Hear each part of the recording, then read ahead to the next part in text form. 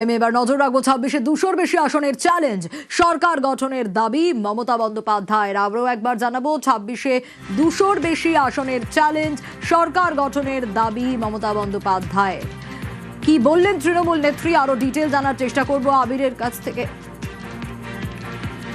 দেখো, মমতা বন্দ্যোপাধ্যায় এবং অভিষেক বন্দ্যোপাধ্যায় উভয়ই তাদের দলের যারা কাউন্টিং এজেন্টরা রয়েছেন, প্রার্থীরা যারা রয়েছেন, একেবারে শেষ মুহূর্তে তাদেরকে যে প্রেপটক তারা দিচ্ছেন। মমতা বন্দ্যোপাধ্যায় উল্লেখ করেছেন যে যারা ৬ মাস ধরে যেভাবে লড়াই করেছে, পুলিশ এবং কেন্দ্রীয় বাহিনীর ভূমিকার সামনে যারা লড়াই করে গেছে, তাদেরকে তিনি ধন্যবাদ জানিয়েছেন এবং উল্লেখ করেছেন যে ভোটের ফল বেরোনোর পর তাদেরকে তিনি পুরস্কৃত করবেন। তিনি বলেছেন যে তারা শুধু জিতছে না, তৃণমূল কংগ্রেস শুধু জিতছে না, বড় ব্যবধানে জিতছে। তিনি বলেছেন যে ২০০-র বেশি আসন পেয়ে আমরা জিতছি। একই সঙ্গে তিনি উল্লেখ করেছেন যে অনেক লড়াই করেছেন, যুদ্ধ করেছেন। মনে রাখুন, আপনারা জিতছেন, ২০০-র বেশি আসন পাবেন সেটাও মনে রাখুন। তাই রাত ২টো বাজলেও কাউন্টিং সেন্টার ছাড়বেন না, যতক্ষণ না মমতা বন্দ্যোপাধ্যায় দলের তরফ থেকে নির্দেশ পাঠাচ্ছেন।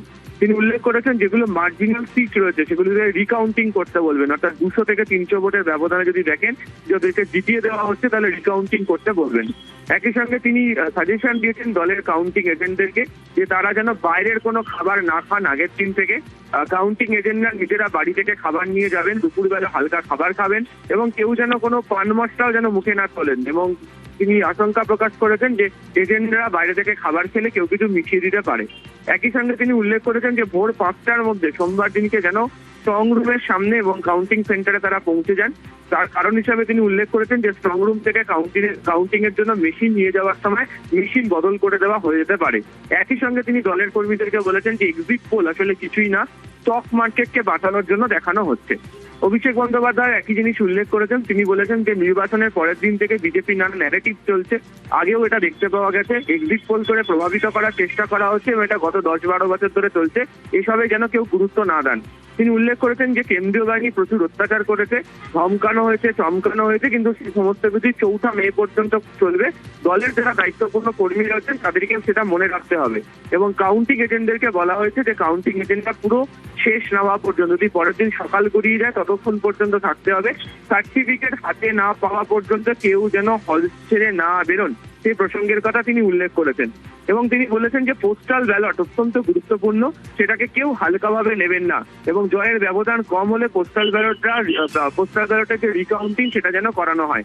তিনি উল্লেখ করেছেন কোথাও যদি এজেন্ট বসতে বাধা দেওয়া হয় তখন সেখানে পৌঁছে যাবেন প্রার্থী নিজে, দলকে সঙ্গে সঙ্গে জানাতে হবে এবং যে প্রয়োজনীয় পদক্ষেপ কমিশনের সঙ্গে যোগাযোগ রেখে করা সেটা দলের শীর্ষ নেতৃত্ব করবে। এখনো মমতা বন্দ্যোপাধ্যায়, অভিষেক বন্দ্যোপাধ্যায় উভয়ই বক্তব্য রাখছেন কর্মীদের সামনে। পরবর্তী তথ্য আসলে আরো কি বলবেন সেটা আমরা জানাতে পারবো। একেবারে আবির, অবশ্যই আমাদের নজর থাকবে। এবং আবির যে পেপটকের কথা বলছিল মমতা বন্দ্যোপাধ্যায় এবং অভিষেক বন্দ্যোপাধ্যায়ের, এই পেপটক নিঃসন্দেহে গুরুত্বপূর্ণ।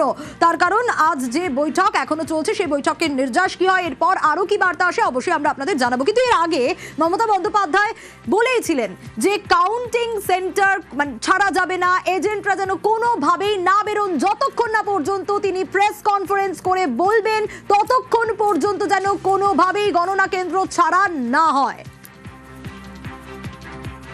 আমাদের কর্মীদের এবং মানুষকে সাথে থাকতে, যাতে কাউন্টিং এ সবাই সমানভাবে আজ থেকে পাহারা দেয়।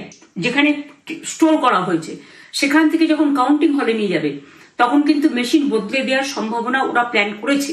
সুতরাং নজর রাখতে হবে যাতে কোনো রকম নেগলিজেন্স না হয়। লাস্ট অব্দি আমি যতক্ষণ প্রেস কনফারেন্স করে না বলবো ততক্ষণ কেউ কাউন্টিং টেবিল ছাড়বেন না। এবং মনে রাখবেন যে টেবিলে যেটা কাউন্ট হয় তারপরে ওরা কম্পিউটারে আপলোড করার সময় সেটাকে চেঞ্জ করে দেয়, মানে আমাদেরটা দিয়ে দেয় বিজেপিকে, বিজেপিটা দিয়ে দেয় আমাদের। সেদিকেও নজর দিন, সতর্ক থাকুন।